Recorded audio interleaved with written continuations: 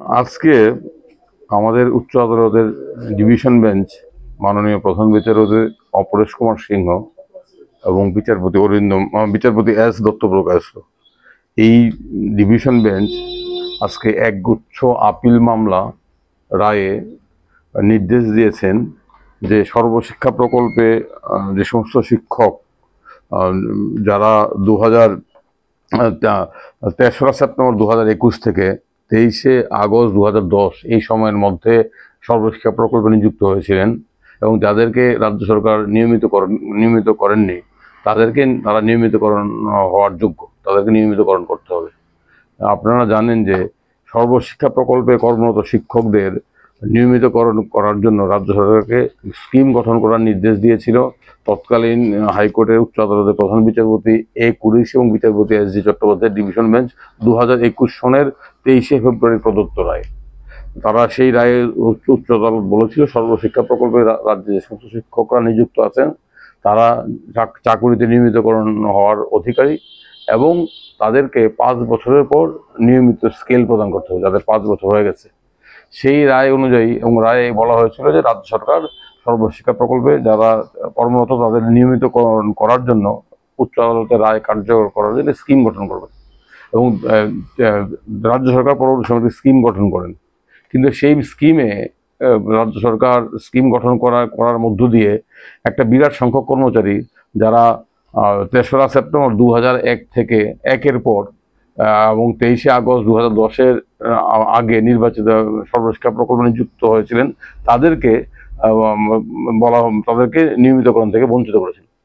এর বিরুদ্ধে ওই শিক্ষকরা অনেকগুলো রিট মামলা একক বিচারপতির কাছে করেছিলেন, কিন্তু মাননীয় একক বিচারপতি সেই রিট মামলাগুলো খারিজ করে দিয়েছেন।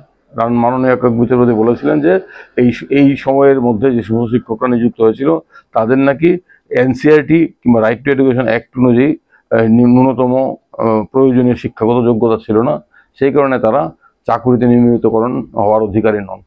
এর বিরুদ্ধে একগুচ্ছ রিট আপিল হয়েছিল। সেই রিট আপিলগুলোর দীর্ঘ শুনানি হয়েছিল। দীর্ঘ শুনানির পর আজকে উচ্চ আদালত রায় দিয়েছে।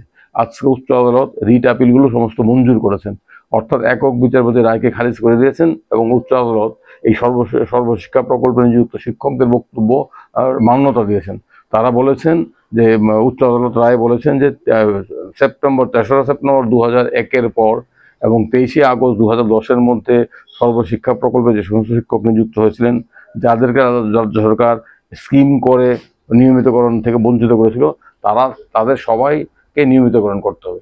তার ফলে এই শিক্ষকরা বিরাট জয় হলো, তারা বিরাট জয় পেলেন এই উচ্চ আদালতের রায়ের ফলে। এবং এই উচ্চ আদালতের রায়ের ফলে শিক্ষা দপ্তরের যে একটা চক্রান্ত শিক্ষকদের বঞ্চিত করা, সর্বশিক্ষা প্রকল্প শিক্ষকদের বারবার আদালতে ঠেলে পাঠানো, তাদেরকে বারবার আদালতে দরজায় করানাতে বাধ্য করা, তারা সেই প্রচেষ্টার মধ্যে একটা ঝামা ঘষা খেল। আমরা বারবার বলছি যে এই শিক্ষকদের বারবার হেনস্থা করা হচ্ছে, তারা সবাই নিয়মিতকরণের যোগ্য।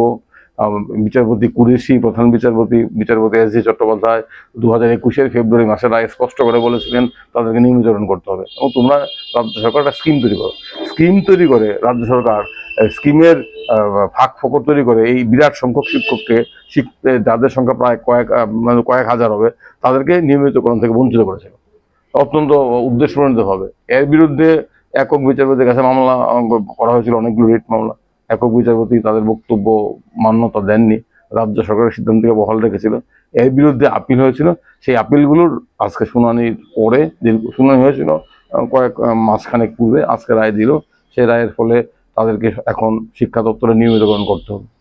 কতজন রয়েছে শিক্ষক?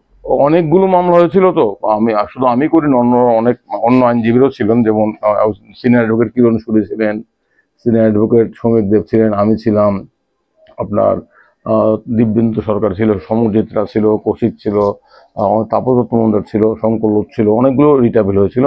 এবং এই সমস্ত এই মামলা রায়ের ফলে আমার ধারণা অন্তত 2000 শিক্ষক নিয়মিতকরণ হবেন, তাদের চাকরি রেগুলার হবে। এতদিন অবধি শিক্ষা দপ্তরের আমলারা, কার নির্দেশ আমি জানি না, অত্যন্ত উদ্দেশ্যপ্রণীতভাবে বদ উদ্দেশ্য নিয়ে এই শিক্ষকদের হেনস্থা করছিল, তাদেরকে নিয়মিতকরণ থেকে বঞ্চিত করে তাদেরকে ঝুলিয়ে রেখেছিল। আজকে এই বিষয়ে উচ্চ আদালতের ডিভিশন বেঞ্চের রায়ের ফলে তারা নিয়মিতকরণ হওয়ার অধিকার হলেন। কতদিনের মধ্যে এই রায় 3 মাসের মধ্যে কার্যকর করতে হবে।